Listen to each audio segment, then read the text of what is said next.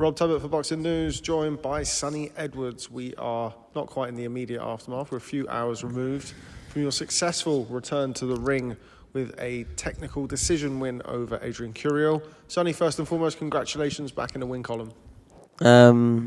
Yeah, thank you. It was a good night. I enjoyed the fight while it lasted. If I'm honest, disappointed with the way it ended. I still had a lot in the tank. I was just about to really, yeah. I know it sounds funny to say, but yeah, I'm not going to go into it too much. But I had a lot in the tank, and the way I like to sort of finish fights. No. Yeah, I was a bit disappointed, but I thought I got the first 7 rounds up clean. I thought I won the 8th anyway, but tried making them work a bit more and get a little bit closer. And then, yeah, the fight stopped just as it was getting good. Disappointed with the ending, but happy overall with how you boxed? Watching it back, yeah. I reminded myself that I like making people miss and look funny when they're doing it. Yeah, I don't think it was a perfect performance. I don't think I showed really as good as I can be and am, but maybe that's kind of expected after your first loss. Yeah, I was just listening and sticking to instructions, to be honest. I was just doing the things that everyone's been telling me to do since my last fight, and that's get back to boxing. Was it difficult to do at times in there? Obviously, you've got Curiel who likes to come forward and throw a lot of punches. It was a fantastic atmosphere right from about 5 o'clock. It was very, very good in there. But certainly by the time you boxed, there was a raucous Mexican crowd who were baying for blood. Was it difficult to kind of stick to the game plan? You quite liked having a bit of a square go with Bam before Christmas, didn't you? Albeit, the ending wasn't the ideal one. Yeah, what made it easier to do it is I kind of had rules in my head of how I was fighting. Like, I really had like a disciplined rules that even when I could see the success that I was getting and see the target, I weren't going second and third and fourth phase. I was listening to everyone. I was getting my 7 rounds up.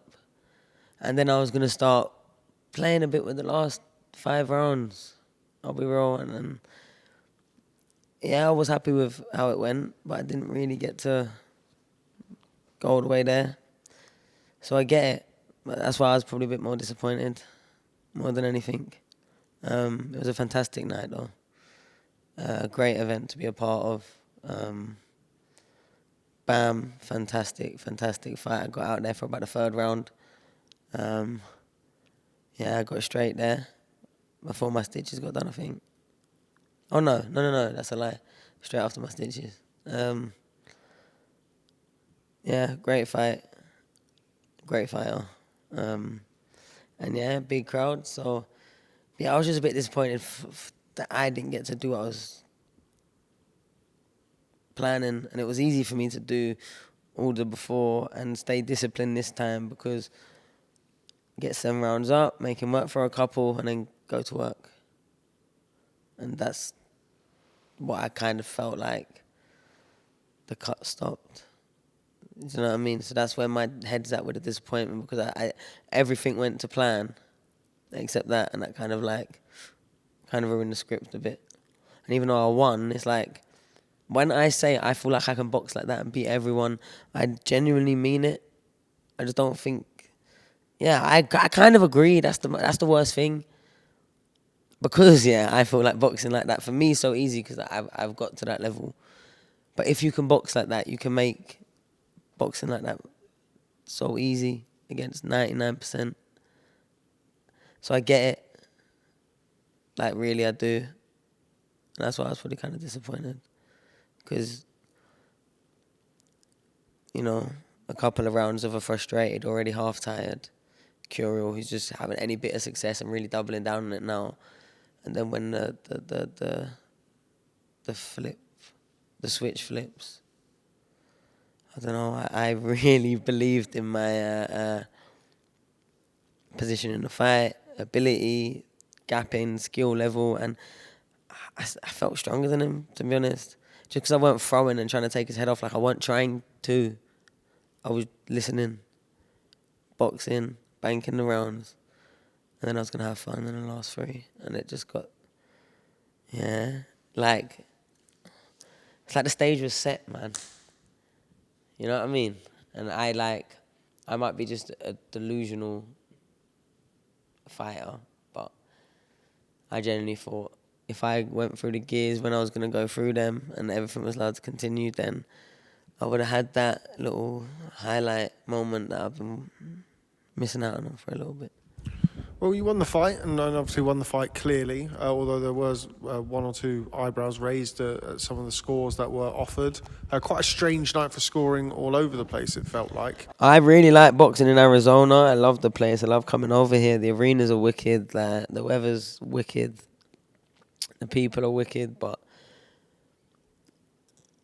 the judging, man, like the officials are just, it's a bit crazy over here. Like, I don't want to upset no one because I'm sure they're all doing their best job, but like, let's take away me from the equation. That 85, 87, but like, Power was bam down and drawing on one card. Like, what? Like, if his fight got stopped by a car or something, at the moment it did, it was a drawn fight. And for me, he won like 90% of the moments. Like, the only thing I really saw was like Estrada really do was the knockdown. Even then, like the rest of the round, it was very competitive, and probably I would sway more with Bam anyway. But the scorecards all over the place. There was a few more on the earlier fights in the card that were all over the place, and I don't know, man.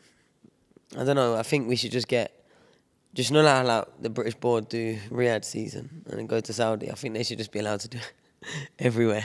Like, I know like sometimes fighters complain and that, and like there is some scorecards that there always is, but like, wow. Like, I've had 2 trips here and it's been like that both times, really. And then the time I come here for when Sandy ran for it was like that as well. You know what I mean? I put to your promoter, Eddie Hearn, after the fight, with a cut like that, it's not like you can have like a very quick turnaround, but what's the plan next for you? Obviously, a lot of the talk coming into this was about Galal Yafai. Eddie said he still wants to make that for your next fight. Does that sound about right to you? Well, the only 2 names in this contract that was mentioned to me was Curiel and then Galal, because obviously this was at a stage where not Shingo had already said, he weren't interested. And I went, I'll fight them for that money, and that money sounds sweet. If that's my next 2 fights, buzzing. That's a good year's work of a bit of graft. Good events. Chief support 1, headline another. Yeah. Sounds perfect. Olympic gold medalist, first former world champion at Boxers Amateurs. Their brothers had a rivalry. I've got my little backstory of, why I didn't really like GB and, the whole favoritism and, 10 years later or however many years later, 8 years later, the fighter that was put in front of me for everything, even though I was fit and ready to go. And then when I did finally get to go, I beat someone that he wouldn't have beat, and the 3 times Olympian that had already qualified for the next Olympics, had been a world champion 3 years before me, but I got an injury in that. I bust my hand, and then the qualifiers was taken away from me. But that was the first thing they sent me to, where they sent him to 5 things.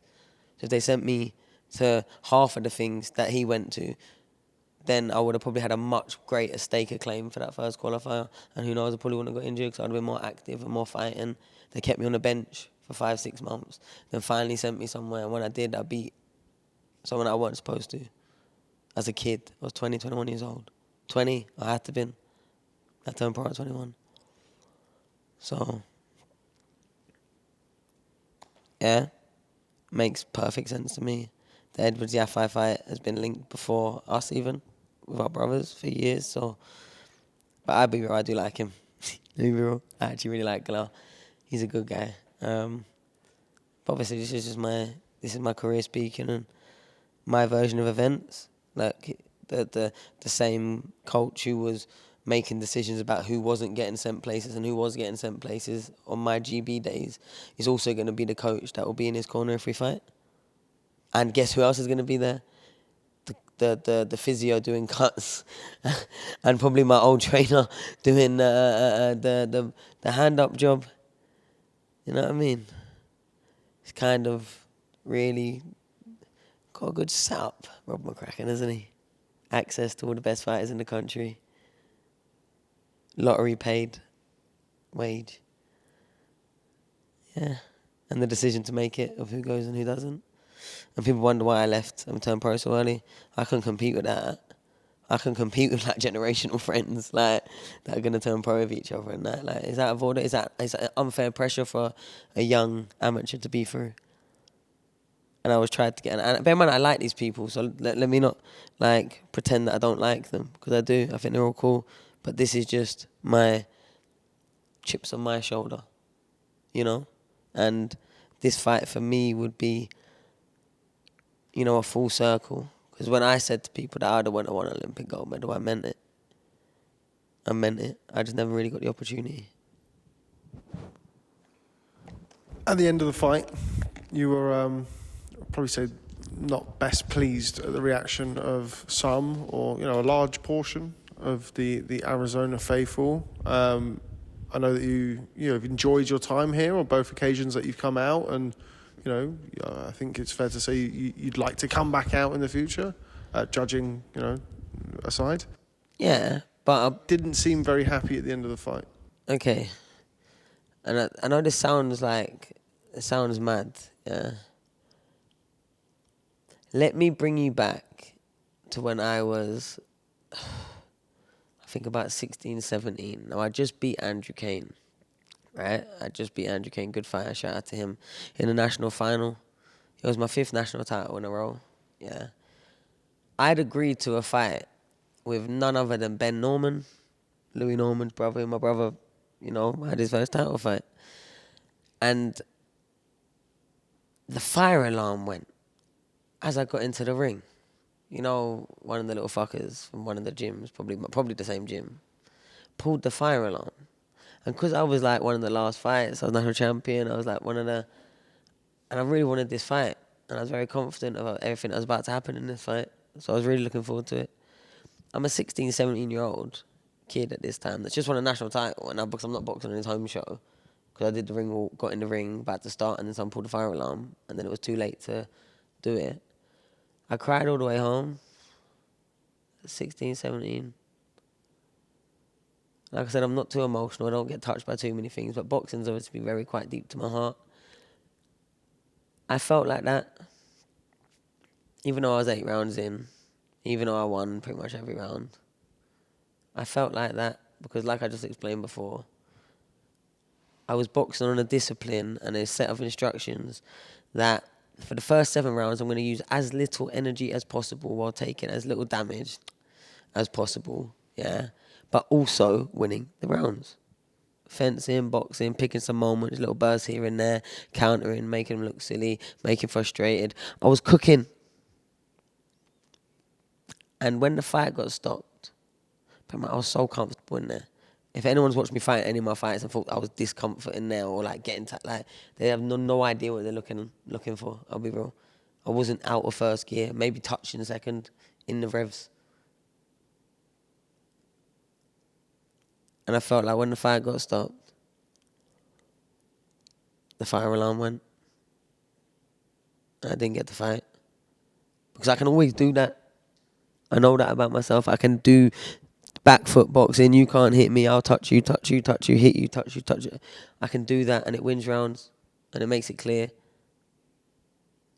But what I've kind of got to know in now is that if you're ready to turn it, like ready, you know, like waiting to turn it, you really just cook them up with that style. So the reaction to the crowd wasn't what it was to me that you think it was. It wasn't me getting booed, and all I care about is people being invested in the fight and caring. So the booing doesn't bother me. It's the fact that I was about to serve up at a big event, in a big stage, in a way that people, Sonny, we didn't think Sonny could fight like that. That was coming. Yeah. But not against Bam. And the fire alarm went. and I'm in the changing room with tears, crying. I didn't care that I boxed well. I didn't care that I won. It didn't feel like winning.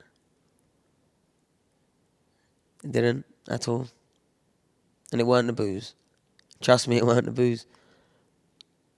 Because I'd got to the 12th round, been getting booed for that, and stood up in the corner and beat off my chest. Loudly and proudly, it weren't the booze. It was the fire alarm went, and I didn't get the fight. Moving away from your fight, just want to touch on the main event before we wrap things up. It is late in the Arizona evening. Jesse Bam Rodriguez, your old mucker, somebody that you've developed a great relationship with over recent times, looked very, very impressive as he became the first man to stop Juan Francisco Estrada. Did have to pick himself up off the canvas to do so, but a brilliant fight and a great performance from him. Yeah, like the first match from 2v2, I think went terrifically. You know, the American and the British, they just fought each other, tag team versus the two Mexican world champion from world champion. You know what I mean? It was 2-0. Nah, in all seriousness, like I liked Bam before our fight. I liked him during our fight. I liked him after our fight. Like, obviously when I'm just about to get in the ring with someone, like, yo, let's go there if you want to. Like, but a great deal of respect for him as a person, as a fighter, his family even. Like, I would like to say I've got a great relationship with his dad because I think he's one of the coolest people I've met, to be honest. Yeah, so I went in the changing room after, like a little fanboy, got my picture. I went, yeah, it's the only time I see belts is when Bam's holding them these days. But yeah, man, it was a great event to be part of, man. That arena looked so good. I'd been there to watch the Suns play Golden State Warriors. Thank you, Eddie. Actually, I was actually more in like, the fight happened at that arena today because of me, and that's what people don't realize. Me getting those tickets was on a condition.